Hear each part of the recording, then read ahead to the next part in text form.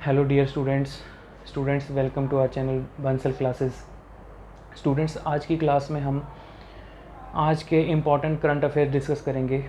Students, current affairs आज के date में आपके हर एग्ज़ाम के लिए बहुत ज़्यादा इम्पॉर्टेंट बन चुके हैं। आप किसी भी एग्ज़ाम की प्रिपरेशन कर रहे हैं, चाहे वो सेंटर, स्टेट या बैंकिंग, एसएससी, एनडीए, सीडीएस, हर एग्ज़ाम में आपके करंट अफेयर के क्वेश्चन देखने को मिलते हैं। स्टूडेंट्स, आज की डेट में करंट अफेयर एक ऐसा पार्ट बन गया है कि आपको जनरल स्टडीज़ के साथ साथ जनरल अवेयरनेस, आपके आसपास क्या चल रहा है, आपको ये सब कुछ पता होना चाहिए। इवन आप कोई मर्ज़ी एग्ज़ाम उठा के देख लीजिए, आज के टाइम में जो लेटेस्ट ट्रेंड बन चुका है उसमें करंट अफेयर्स की वेटेज इंक्रीज़ होने लग गई है। तो स्टूडेंट्स, एक बात मैं आपको क्लियर कर दूं कि रिसेंटली आपके पीएसपीसीएल के एग्ज़ाम की जो नोटिफिकेशन निकली थी उसके एग्ज़ाम डेट आ चुकी है। 10 नवंबर को आपका पीएसपीसीएल का एग्ज़ाम जो है स्टार्ट हो जाएगा। सीबीटी एग्ज़ाम है। और मैं आपको बता दूं कि आपके Punjab and Haryana high court के एग्ज़ाम की नोटिफिकेशन आने वाली है। तो ऐसे एग्ज़ाम्स में स्टूडेंट्स आपको जो करंट अफेयर्स हैं वो अपॉइंटमेंट्स, जैसे कि मान लो अपॉइंटमेंट्स के बेसिस पे कि रिसेंटली कौन सी नई अपॉइंटमेंट्स हुई हैं गवर्नर की, chief justice of high courts की, जजेस की, या फिर ओबेचुरी की न्यूज़, या फिर आप कह सकते हो कि जो भी हमारी कंट्री में लेटेस्ट चल रहा है उसके ऊपर क्वेश्चन पूछे जाते हैं। स्टूडेंट्स, करंट अफेयर एक ऐसा सोर्स है, एक ऐसी चीज़ है, आप कह सकते हो कि आप मल्टीपल सोर्सेज से कर लो तो कम है। और बहुत सारे बच्चे ऐसे होते हैं कि करंट अफेयर्स पे ही अपना बहुत ज़्यादा टाइम वेस्ट कर देते हैं। स्टूडेंट्स, आपको बहुत ज़्यादा टाइम लगाने की ज़रूरत नहीं है करंट अफेयर्स पे। और हम जो अपनी क्लास में करंट अफेयर करेंगे वो सारे बहुत ज़्यादा इम्पॉर्टेंट, बहुत ज़्यादा आप कह सकते हो सिलेक्टिव करंट अफेयर होंगे जो एग्ज़ाम में डेफिनेटली क्वेश्चन पूछे जाते हैं। तो आप ये मान के चलिए कि आपको करंट अफेयर के ऊपर बहुत ज़्यादा टाइम भी नहीं देना है और करंट अफेयर को मिस भी नहीं करना है। क्योंकि बहुत सारे बच्चे होते हैं वो 2-3 घंटे करंट अफेयर को दे देते हैं। उन्होंने मैथ, रीजनिंग, इंग्लिश, अपनी जनरल स्टडीज़, जीके ये कब करनी होती है उनको पता नहीं चल पाता। और कई बार ऐसा भी देखा गया कि करंट अफेयर के या 1 या 2 क्वेश्चन आ रहे हैं। कभी कभी एग्ज़ाम में करंट अफेयर के 10-12 क्वेश्चन आ गए। तो इस चीज़ को कैसे आपने टैकल करना है, इस चीज़ को कैसे आपने हैंडल करना है, वो मैं आपको बताऊँगा।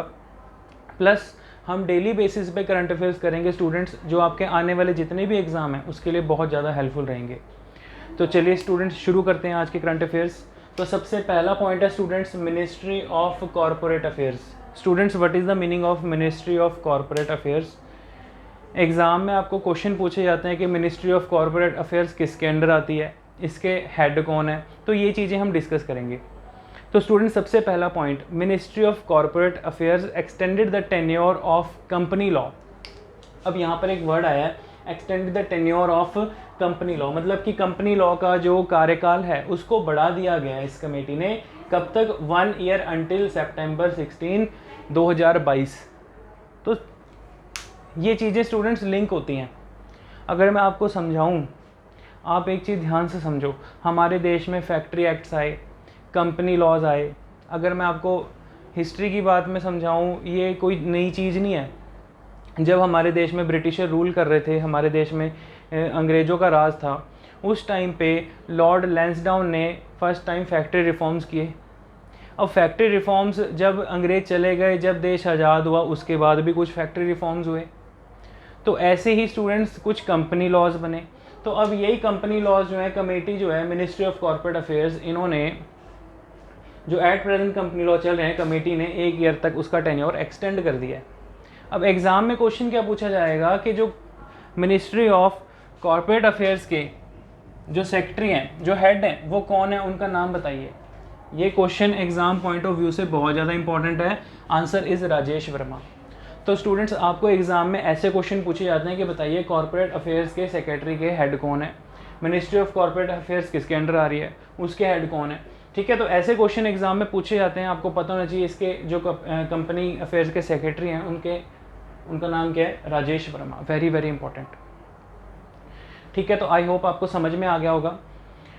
ऐसी स्टूडेंट्स, नेक्स्ट जो न्यूज़ निकल के आती है बहुत ज़्यादा इंपॉर्टेंट है, सोजत मेहंदी। स्टूडेंट्स, सोजत मेहंदी, ये एक मेहंदी आपको पता है हाथों पे रंगने वाली, ठीक है। मेहंदी, ठीक है, लोग इसको बालों पे भी लगाते हैं। चलिए, जो सोजत मेहंदी है ये क्या है, कहाँ से मिलती है, कहाँ इसका जो है मेन आप कह सकते हो सोर्स है कि जहाँ पर ये प्रोड्यूस की जा रही है। एक सेकंड, इसी के साथ की एक और न्यूज़ है, Judima rice, very very important. Sojat mehndi से भी ज़्यादा ना ये वाली न्यूज़ ज़्यादा इंपॉर्टेंट है, जुडीमा राइस। क्यों है अभी मैं आपको बताता हूँ। स्टूडेंट्स, ये जो दोनों चीज़ें हैं, सोजत मेहंदी एंड जुडीमा राइस, ये क्या हैं, ये जीआई टैग हैं, इनको जीआई टैग का टाइटल मिला है। So what is GI tag, आपसे एग्जाम में फुल फॉर्म ही पूछ लिया जाएगा, जीआई टैग होता क्या है, आपको ये तो पता होना चाहिए। सबसे पहले मैं आपको पॉइंट बता दूं स्टूडेंट्स, जीआई टैग का मतलब होता है जियोग्राफिकल इंडेक्स। जीआई टैग होता क्या, जियोग्राफिकल इंडेक्स मतलब उस जगह की, उस प्लेस की कोई खास, आप कह सकते हो चीज़, उस प्लेस की कोई ऐसी खास उत्पत्ति, उस जगह की ऐसी खास वैल्यूएबल थिंग जो वर्ल्ड वाइड फेमस हो, जो पूरे देश में फेमस हो, या उस स्पेशली उस लोकेलिटी पे बहुत ज़्यादा फेमस हो। जैसे आपको एग्जांपल दे दूं कि दार्जिलिंग टी पूरी दुनिया में फेमस है, दार्जिलिंग की चाय जो है पूरी वर्ल्ड वाइड फेमस है, वो इंडिया में मिलती नहीं है, वो सारी की सारी टी एक्सपोर्ट होती है। ऐसे ही स्टूडेंट्स आपको पता होना चाहिए कि जो बासमती राइस है वो इंडिया एंड पाकिस्तान दोनों का ही जीआई इंडेक्स है, जीआई टैग है। तो स्टूडेंट्स, अब ये जो सोजत मेहंदी है ये कहाँ पर पाई जाती है, ये राजस्थान में पाली डिस्ट्रिक्ट है, राजस्थान में पाला डिस्ट्रिक्ट, वहाँ पर जो है बहुत फेमस सोजत मेहंदी जो है उसका प्रोडक्शन होता है और वहीं से ही वो एक्सपोर्ट की जाती है कंट्री में भी और कंट्री से बाहर भी, बहुत इंपॉर्टेंट है। और नेक्स्ट है स्टूडेंट जुडीमा राइस। अब ये क्वेश्चन पूछा जा सकता है, जुडीमा राइस कहाँ की स्पेशलिटी है, आसाम की। तो स्टूडेंट्स, बेसिकली सोजत मेहंदी जो है ये राजस्थान की फेमस मेहंदी है, और जो जुडीमा राइस है, this rice is use for making brew. Judima rice wine from Assam is very very famous. This is a basically homemade rice wine from Assam. This is a kind of brew. आप कह सकते हो कि इसके चावलों के पानी से जो है वाइन बनाई जाती है और ये बहुत ज़्यादा फेमस है। स्पेशली वहाँ की कम्युनिटी है एक दिनासा कमेटी, वहाँ की बहुत ज़्यादा फेमस ये स्पेशलिटी है। तो अब गवर्नमेंट ऑफ इंडिया ने इसको जीआई टैग दिया है, तो ये क्वेश्चन डायरेक्ट आपके करंट के एग्ज़ाम में बन सकता है, इवन कि बैंकिंग के एग्ज़ाम में, आपके आईबीपीएस क्लर्क के एग्ज़ाम में, आपके पीओ के एग्ज़ाम में, जो जनरल अवेयरनेस के क्वेश्चन होते हैं स्टूडेंट्स, वहाँ पर ऐसे ही क्वेश्चन पूछे जाते हैं। तो आपको पता होना चाहिए, जस्ट इतना याद रखिए कि सोजत मेहंदी कहाँ की स्पेशलिटी है, राजस्थान की, इसको जीआई टैग मिला है। और जुडीमा राइस कहाँ की है, this is a wine from Assam. ये एक ऐसी वाइन है जो राइस से, जो चावलों के पानी से तैयार की जाती है, ठीक है। Next important information students, very very important, DRDO conducted successful test of Akash prime missile off Orissa coast. अब ये क्वेश्चन पूछा जा सकता है कि रिसेंटली DRDO ने कौन सी मिसाइल का टेस्ट किया है, ठीक है, Akash prime missile, Akash missile का टेस्ट किया है। स्टूडेंट्स, बेसिकली DRDO की फुल फॉर्म आपको पता होनी चाहिए, defence research and development organisation. DRDO का काम क्या होता है ये आपको पता होना चाहिए। और रिसेंटली अभी DRDO ने कौन सी नई अपनी जो मिसाइल टेस्ट फायर की, इसके बारे में पता होना चाहिए। तो जैसे कि आप अभी पढ़ रहे हैं कि आकाश प्राइम मिसाइल जो है ये DRDO ने एक सक्सेसफुल अपना टारगेट अचीव किया है। बेसिकली स्टूडेंट्स, ये जो मिसाइल है ये हमारे डिफेंस का एयर सिस्टम है। आप ये कह सकते हो कि ये डिफेंस का एक सिक्योरिटी सिस्टम है जो सरफेस टू एयर फायर करता है। स्टूडेंट्स, फॉर एग्जांपल, अगर इस मिसाइल को हमने चाइना के बॉर्डर पे या पाकिस्तान के बॉर्डर पे तैनात कर दिया, अगर चाइना या पाकिस्तान कोई भी कंट्री हम पे हमला करता है मिसाइल से, तो ये सरफेस टू एयर मिसाइल जो है ये दूसरी साइड से आने वाली मिसाइल को हवा में ही, ऊपर हवा में ही ध्वस्त कर देगी। तो it means, very important point, exam perspective से बहुत इंपॉर्टेंट है, क्वेश्चन पूछा जा सकता है। और दूसरा इंपॉर्टेंट पॉइंट स्टूडेंट्स, जो हमारी बहुत फेमस एक ब्रह्मोस मिसाइल है और ये जो आकाश मिसाइल है, इसको गवर्नमेंट ऑफ इंडिया ने मंजूरी दे दी है कि हम इन मिसाइल्स को एक्सपोर्ट भी कर सकते हैं, इन मिसाइल को दूसरे देशों को, जो अंडर डेवलप कंट्रीज़ हैं, जो हमसे छोटे देश हैं, उनको हम बेच भी सकते हैं। आई होप आपको समझ में आ गया होगा, इंपॉर्टेंट पॉइंट है। नेक्स्ट है students national action plan for dogs. अब ये क्या चीज़ है national action plan?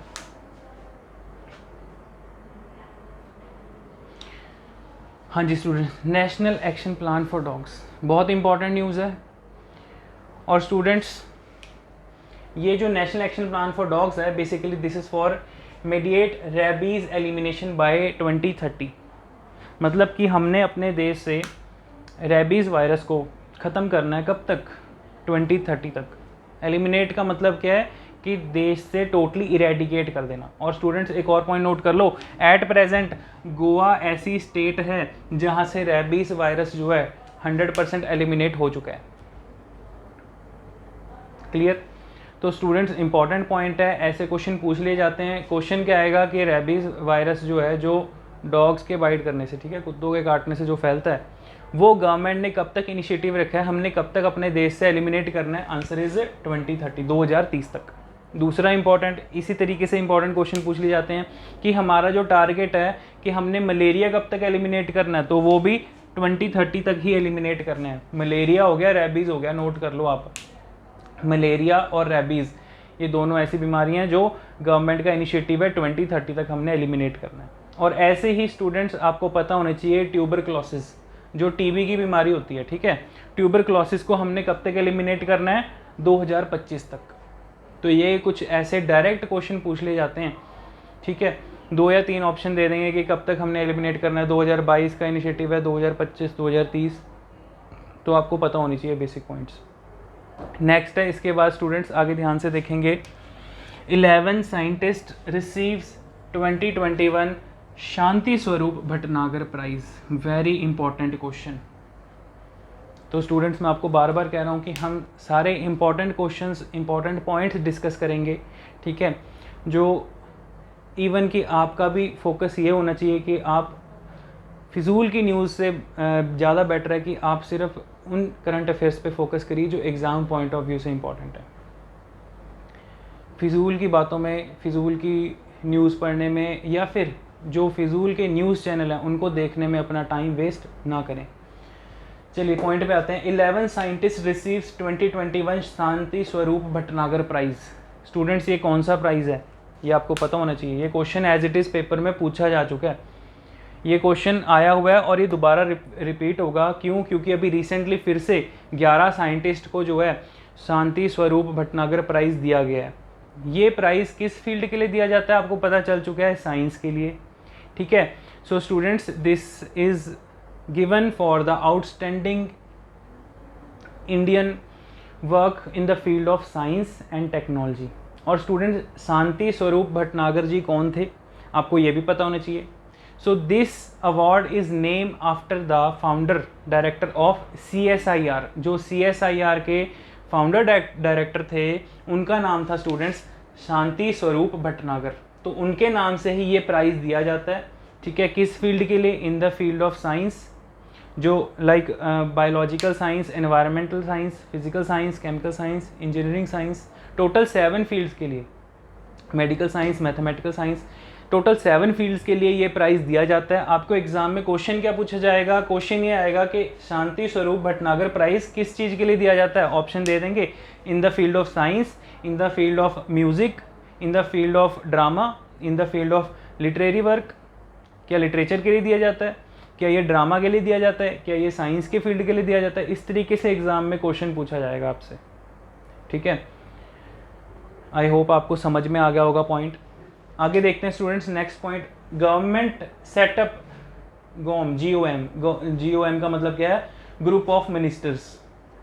Group of ministers, तो हमारी जो सेंट्रल गवर्नमेंट है उन्होंने ग्रुप ऑफ मिनिस्टर्स का एक सेटअप बनाया है। This is a setup of 7 members group for the rationalisation of tax rates and considering the merge of different tax slab under GST। हाँ जी, बहुत इंपॉर्टेंट पॉइंट है students. आपको पहली बात GST के बारे में पता होना चाहिए, गुड्स एंड सर्विसेज टैक्स। अब GST क्या है? GST की टोटल कितनी स्लैब्स हैं आपको ये पता होना चाहिए। टोटल स्टूडेंट्स GST की 5 स्लैब्स हैं, ठीक है जी। सेकंड पॉइंट, अब जीएसटी की इतनी सारी स्लैब्स हैं, जीएसटी में लाइक आम लोगों को तो प्रॉब्लम आ रही है, नहीं समझ में आता लोगों को जीएसटी क्या है, ठीक है, गुड्स एंड सर्विस टैक्स क्या होता है।